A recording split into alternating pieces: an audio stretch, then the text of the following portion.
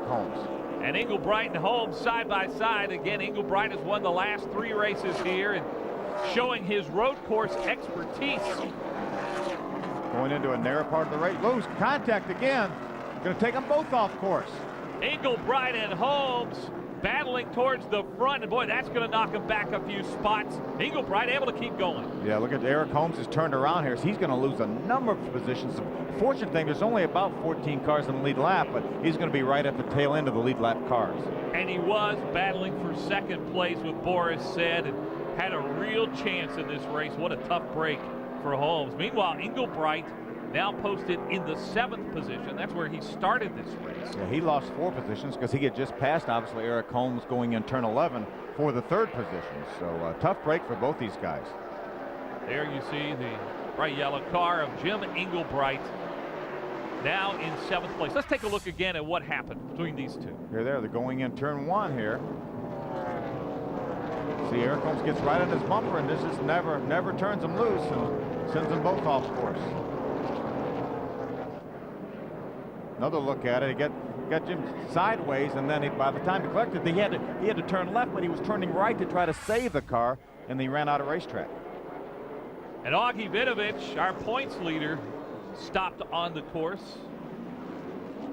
Racing back to the caution now. This is the battle for 3rd place. The 63 is Dave Brown. Kenny Shepard is there as well. You know, Dave Brown told me that he's had his eye on this race, Mike, for 8 years. He's been road racing, SCCA, club racing, NASA club racing. He's had his eye on getting a race car for this race for 8 solid years. He's making the most of it right now as he's got a top 5 race car. As you can see, the yellow flag waving. We're under caution. Steve Petty out of Fairfield, California, also stopped off the course.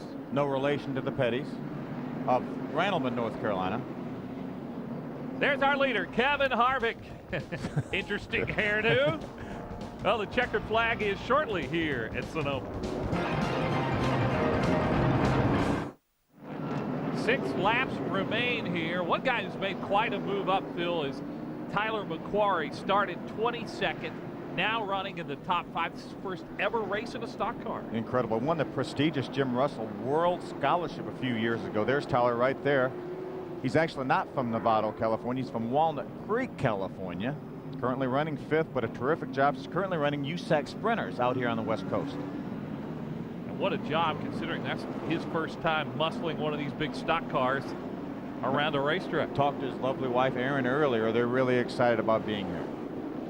And I know she's got to be certainly excited right now down behind the pits at what her husband Tyler has done as we're ready to go. Green flag racing. McQuarrie in the top 5, 6 laps left. And again, let's see the jump Kevin Harvick gets. And again, he gets a great one. Again, just up at turn 2 right there, and he's already got 6-8 car lengths. Incredible job.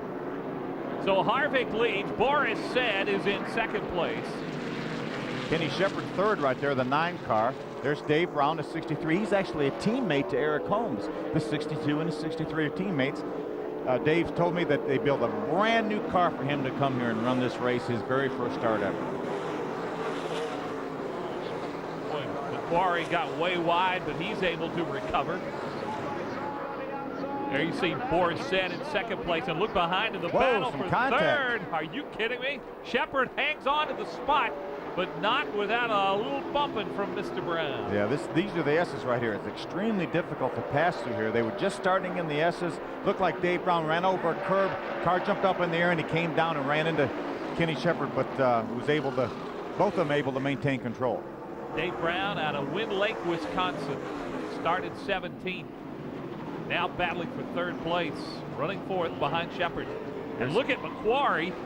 He's running in the top 5, and there's Scott Busby, a tough break. It looked like I don't know if he got in the corner too hot or might have had a little help. These cars are so bunched up on these restarts that it's not hard for these guys to get a little bit of contact. And you're trying to get down to 30, 35 miles an hour in turn 11 there. It doesn't take much to get you turned around. Busby running on the lead lap. His best finish in this series of 5th back in 1998. See the rest of the field go down. There's a little bit of debris on the racetrack there. That's turn 11. I'm not sure exactly what that is, Mike. That's a brake fan. That's an inline brake fan that these guys run here to cool these brakes.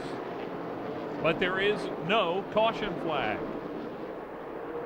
And Kevin Harvick, that is good news for him because he has been so dominant, great on the restarts, and I'm sure with just a couple of laps to go now, he does not want to see another yellow flag. You know, one reason he doesn't want to see a yellow flag is because, you know, he pitted back a lap on 20-something on that second caution flag. When he made his second pit stop, that was a caution flag. So they may have a little bit of concern over fuel.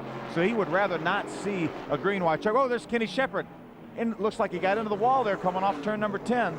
Shepard, who was battling in the top 5, spins off the course. Eddie McKeon, who has run well in this series this year. Oh, another car gets turned around. That's the 65 of Stan Silva. Howard Ford in that 0, and there's McKeon, last year's series champion, right behind them. You know, these guys come into turn 11 so fast. They're in 4th gear, and they got to go all the way down to 2nd, maybe even 1st gear, that these guys, you know, they brake at different rates. It looked like Augie Vidovich got in the back of Stan Silva, and that's what turned him around. Coming out from Ford's car. Yeah, it's just raw fuel out of the exhaust pipe. Really nothing to worry about. When the car gets fired up, then the fuel burns away. But unfortunately, you know, and it happens so often here in turn number 11 at this racetrack where these guys make contact. See some debris on the front of Howard Ford's car. That looked like it came out of Stan Silva's car, and he left it on the racetrack there. He didn't take it with him. We are under caution. McKeon able to back away and keep going. There's Kenny Shepard. You see him get sideways there, and as he tries to correct it, the car goes the other way, made pretty hard contact with the tire barrier. Tough break. He was running in 3rd position there. But look, Eddie McKeon just gets wide, Mike, just gets out in the marbles there. Coming into turn number 10, or coming out of turn number 10, I should say, but fortunately makes no contact. And there's Augie Vidovich, the yellow car, getting in the back of Stan Silva. They're turning him around. Boy, Vidovich came out of that one pretty clean. Boy, sure did. Pretty good. He was right behind Silva, and you see Vidovich, who's the series points leader, able to keep on going. And Howard Ford had nowhere to go. He was committed to the outside, and that's the direction that Stan Silva went.